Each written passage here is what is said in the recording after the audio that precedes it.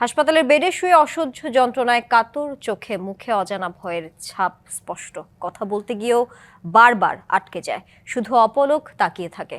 মাহারা শিশু মোহনা কাতরাচ্ছে হাসপাতালের বেডে। এদিকে তাকে নির্যাতনের অভিযোগে কারাগারে থাকা বিমানের এমডি শফিকুর রহমানের নিয়োগ বাতিল করেছে সরকার। নতুন দায়িত্বে অতিরিক্ত সচিব হুমায়রা সুলতানা।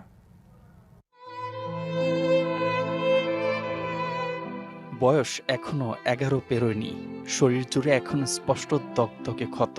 কোনো কোনো ক্ষত শুকিয়ে গেছে, কিন্তু কোনো কোনো আঘাতের চিহ্ন এখনো স্পষ্ট। দুর্বল শরীরে সাহস ছিল না প্রতিবাদের, কাজের সামান্য ভুল হলেই চলত বর্বর নির্যাতন। তাই তীব্র শারীরিক যন্ত্রণা নীরবে সহ্য করা ছাড়া উপায় ছিল না শিশু মোহনার।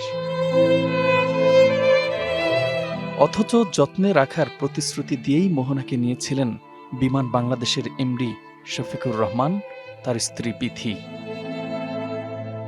শেষ পর্যন্ত নির্যাতনের খবর পৌঁছে যায় আইনের দরজায়। মামলা করে ভুক্তভোগী শিশুটির পরিবার। আমার কুসুম পুরা দিছে, অনেক যন্ত্রণা দিছে, চুল ধরে টানছে, মাসে দইরা হাতে পুরা দিছে, মাছ চুল টান দিছে, এখানে মাসে। সানবিট সব দিবে সামাল। সানবিট ম্যাজিক প্রেস ডিশওয়াশিং এর মাথা ঘোরানো সলিউশন। খালি বাথরুমে রাখতো। স্টামে সাকত দিছে।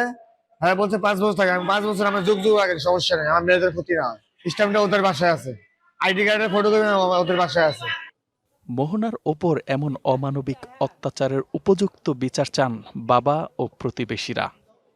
বাচ্চা তো দিছি সুস্থ অবস্থায়, এই বাচ্চাকে এরকম যে কইরা দিল, তারা যে মানে নির্যাতন করলো একটা বাচ্চার উপরে, শিশু, সেরকম একটা আমরা বিচার চাই এই মহিলা এরকম আরো তো করতে পারে। এলাকাবাসী ও সচেতন মানুষদের দাবি, সুবিধা বঞ্চিত শিশুদের জন্য এমন নিরাপদ পরিবেশ তৈরি করতে হবে, যাতে করে মোহনার মতো আর কোনো শিশুকে যেন এমন বর্বরতার শিকার হতে না হয়। DBC news desk.